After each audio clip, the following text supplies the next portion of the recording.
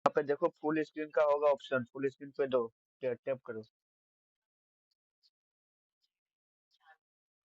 मतलब तुम्हारा आता होगा ना। तो तुम अपना अगर फेस चालू रखे हो तो वो बंद कर दो। डीपी चालू है। मतलब पूरा फुल स्क्रीन नहीं दिख रहा है।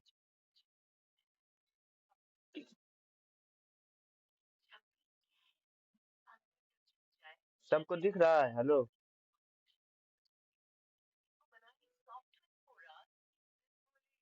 ठीक है ना।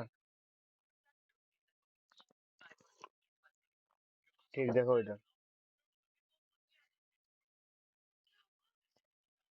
तो श्रम विभाजन और जाति प्रथा के लेखक कौन है? जब पूछेंगे तब बोलना है, ठीक ना। तो लेखक का परिचय देखो, मानव मुक्ति के पुरोधा किसे कहा जाता है? भीमराव अम्बेडकर को। भीमराव अम्बेडकर का जन्म कब हुआ था?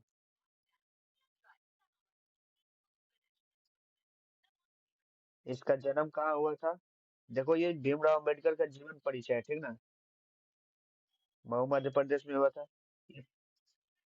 चलो अब आवाज सब म्यूट करो। आवाज म्यूट करो, जब बोलेंगे खोलने के लिए तब खोलना, आवाज म्यूट करो सब। ये अपना प्रारंभिक शिक्षा के बाद बड़ौदा नरेश ने इसको प्रोत्साहित किया था, यानी कि इसका क्या बोलता है उसको, उसको कुछ बोला था कि हाँ तुम पढ़ाई लिख करने में अच्छा हो, तुम उच्च स्तर के, मतलब कि ये उसको इतना ना प्रोत्साहित कर दिया था, इतना ना उसको वो कर दिया था कि वो इतना उससे इंस्पायर हो गया था कि वो अपना रे कौन है माइक चालू कर, कौन है माइक चालू कर, बताओ तो उसका नाम बताओ तो। हम काटेंगे तो ये कट जाएगा स्लाइड, उसका नाम बताओ तो कौन है माइक चालू किया। तो प्रोत्साहन, मतलब उसको इतना ना प्रोत्साहन कर दिया था कि वो अपना उच्च स्तर की शिक्षा प्राप्त करने के लिए न्यूयॉर्क न्यूयॉर्क चला गया था। बताओ कहाँ गया था उच्च स्तर का शिक्षा प्राप्त करने के लिए? न्यूयॉर्क गया था, न्यूयॉर्क। न्यूयॉर्क कहाँ है? न्यूयॉर्क अमेरिका में है, ठीक ना। फिर वहां से लंदन गए। तो फिर वहां से कहाँ गया था? यानी कि अमेरिका से कहाँ गया था? लंदन। तो कुछ दिनों तक वकालत करने के बाद, यानी वकालत का वो पढ़ाई किया था, कुछ दिन तक वो वकालत का पढ़ाई किया था, ठीक ना। वो राजनीतिक में सक्रिय हो गया था, यानी कि अरे आवाज म्यूट करो तुम लोग। यानी कि देखो कुछ दिन तक वो वकालत का पढ़ाई किया था, ठीक ना। उसके बाद वो राजनीतिक का पढ़ाई करने लगा, ठीक है।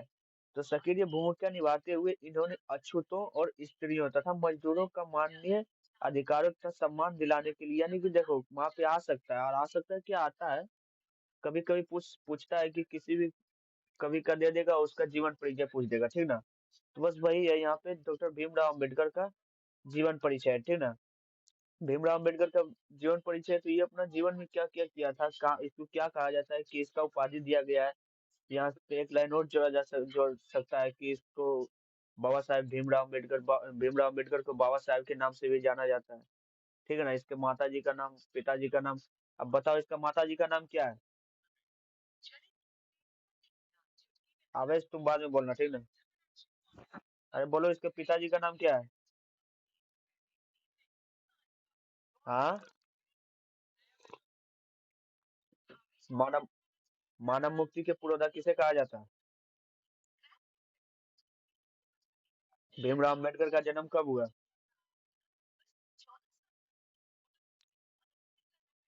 14 अप्रैल 1800। कौन कौन देख रहा है क्लास? कौन कौन है वहां पे शिव शांति में? कौन? और कोई ना है? तो और कोई नहीं है? अरे दोनों में से कोई एक आवाज, कोई अब माइक चालू रखो, आवाज गूंज रहा है।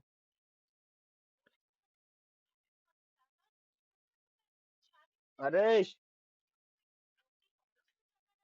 यहाँ पे देखो, यहाँ पे कौन कौन सा ऑब्जेक्टिव बन सकता है। मानव मुक्ति के पुरोधा किसे कहा जाता है? भीमराव अम्बेडकर का। भीमराव अम्बेडकर का जन्म कब हुआ था? देखो यहाँ। भीमराव अम्बेडकर का जन्म कब हुआ था? 14 अप्रैल 1891 में। कहाँ हुआ था?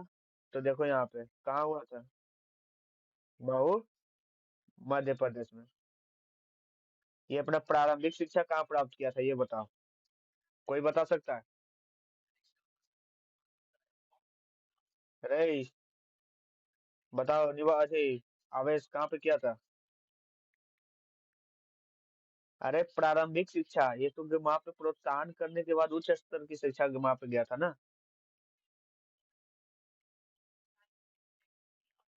हाँ,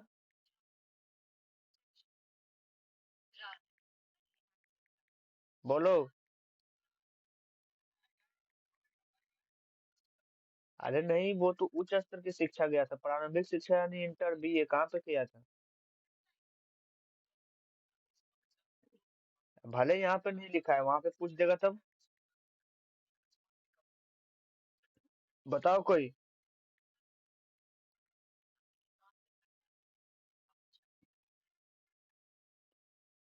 कोई बता सकता है?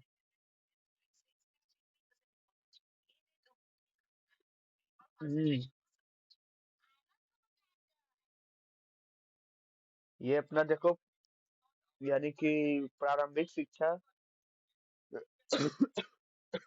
वहीं से किया था, मऊ मध्य प्रदेश से, ठीक ना। और उनकी प्राथमिक शिक्षा दपोली के सतारा में हुआ था, ठीक ना। ये कोई लिख सकता है तो लिख लो, क्योंकि यहाँ पे नहीं लिखा है।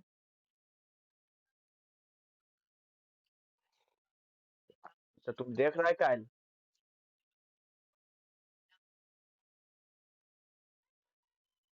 ये अपना प्रारंभिक शिक्षा। अरे आवाज एक म्यूट करके रखो, ठीक ना, तुम शिवम और साजन।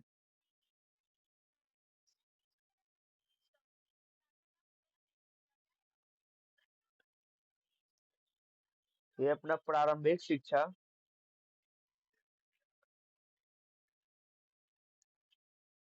मध्य प्रदेश से ही किया था।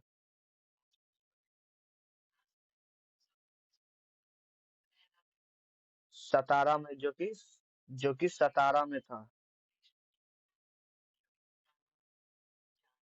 ले लो भीमराव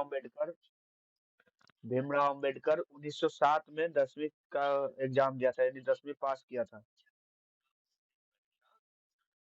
हाँ, सतारा में।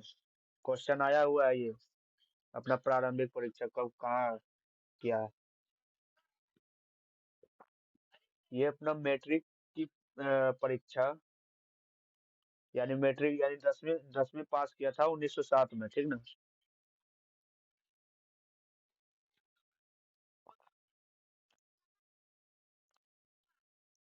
हाँ, 1907 में। अरे तुम लोग लिख रहे हो, हेलो। शिवम, कल हम देखेंगे कॉपी में, ठीक ना, सबका लिखा हुआ रहना चाहिए। हाँ लिखो। 2 मिनट रुके, अभी एक ही स्लाइड है, यानी 10-15 स्लाइड रहेगा तो 1 घंटा, मतलब 15 घंटा लग करेगा तुम लोगों ने। लिखो भीमराव अम्बेडकर ने 10वीं पास 1907 में किया था।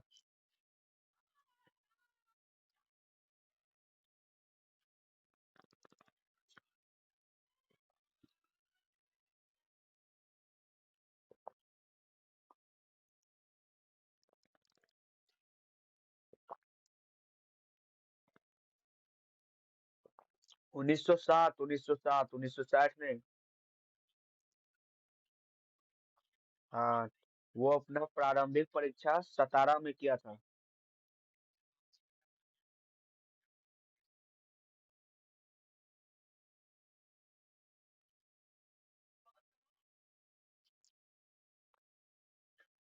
सतारा में किया था। चलो नेक्स्ट स्लाइड की ओर चलते हैं, ठीक ना।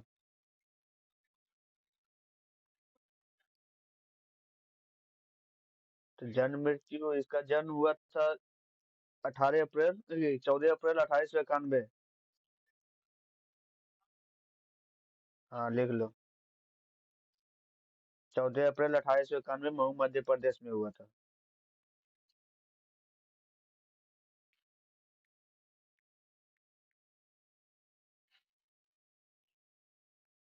और इसका मृत्यु 6 दिसंबर 1956 दिल्ली में हुआ था।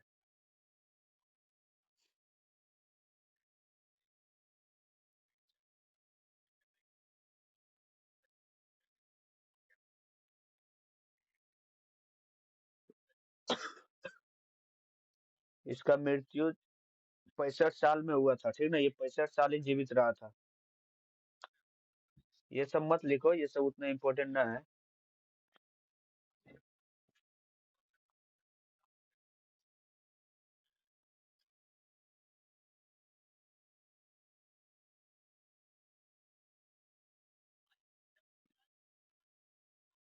देखो एक नंबर क्वेश्चन, बताएं एक नंबर।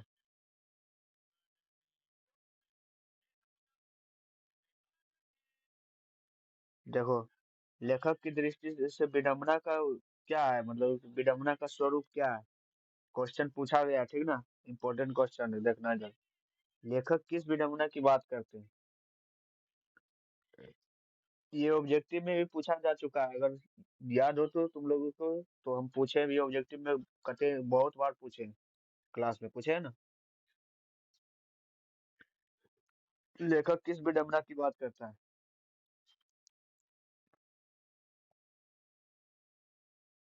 लेखक विडंबना की बात करते हुए कहते हैं कि, यानी वो बोलता है कि इस युग में जातिवाद के पोषकों की कमी नहीं है, यानी कि जातिवाद को पालन पोषण करने वाले की कमी नहीं है इस युग में, ठीक ना।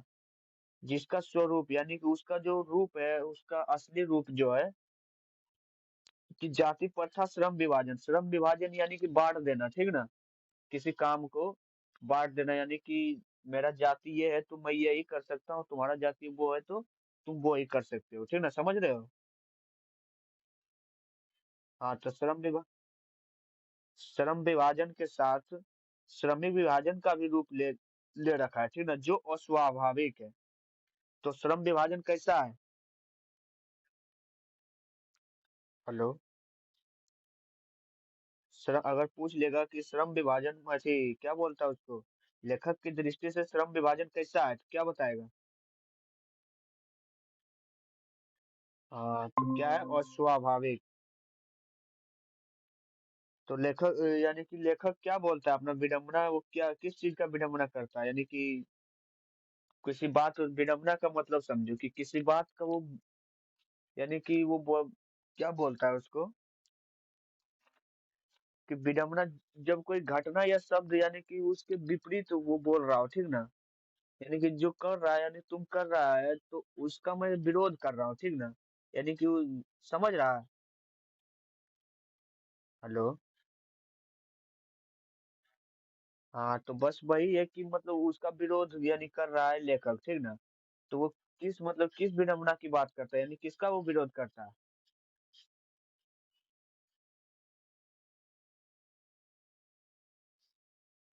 लेखक किस विडंबना की बात करते हैं, लेखक विडंबना की बात करते हैं कि ये अपना जो समाज है, अपना ये जो समाज है, वो उसमें, यानी कि ये जो युग है उसमें जातिवाद के पोषकों की कमी नहीं, यानी कि जातिवाद को पालने वाला, यानी कि पोषने वाला उसका कमी नहीं है इस युग में, ठीक ना।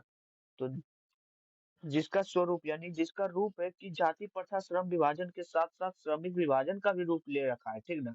ये जो तो लेखक की दृष्टि से ये कैसा है, यानी श्रम विभाजन कैसा है, पूछ लेगा वहां पे, तो क्या होगा, अस्वाभाविक। अस्वाभाविक, ठीक ना। तो समझ में आया, बताओ एक नंबर क्वेश्चन।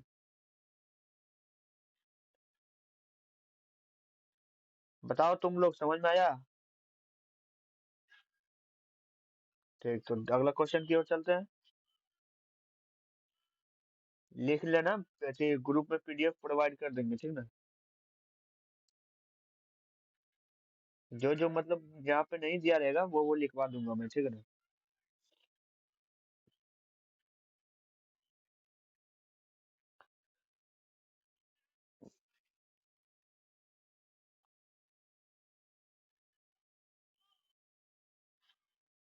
देखो क्वेश्चन नंबर 2 क्या बोल रहा है।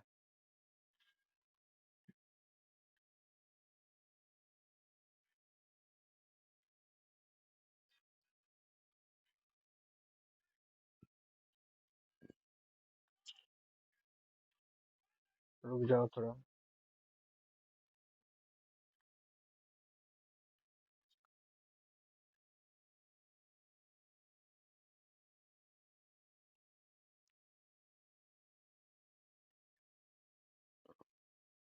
किसको? किसको? क्वेश्चन चौड़ा करें? अच्छा ठीक करते हैं, रुक जाओ। अच्छा नेक्स्ट क्वेश्चन से करेंगे, ठीक ना? इसमें को अगर काटे तो फिर से वहां से हमको लाना पड़ेगा। तो देखो यहाँ क्या बोल रहा है। जातिवाद के पोषक को उसके पक्ष में क्या तर्क देते हैं? जातिवाद के जो पोषक है, ठीक ना, उसके पक्ष में क्या तर्क देते हैं? यानी क्या मतलब बोल रहा है बताओ। जातिवाद के जो पोषक है उसके पक्ष में क्या तर्क देता है? तर्क मतलब विचार, ठीक ना? और पक्ष मतलब तो सब समझ रहा होगा। और पोषक मतलब पालन, ठीक है ना? तो देखो जातिवाद के पोषक यानी कि पालने वाला यानी विचार कहता है कि आधुनिक सभ्य समाज कार्य कुशलता के लिए श्रम विभाजन आवश्यक मानता है, ठीक है ना? श्रम विभाजन आवश्यक मानता है और जाति प्रथा श्रम विभाजन का ही रूप है। इसलिए इनमें से कोई बुराई नहीं है। यानी कि देखो जो मानने वाला है, जो उसका पालन पोषण करने वाला है, किसका? यानी जातिवाद का जो पालन पालन पोषण करने वाला है वो उसी के पक्ष में क्या बोलता है कि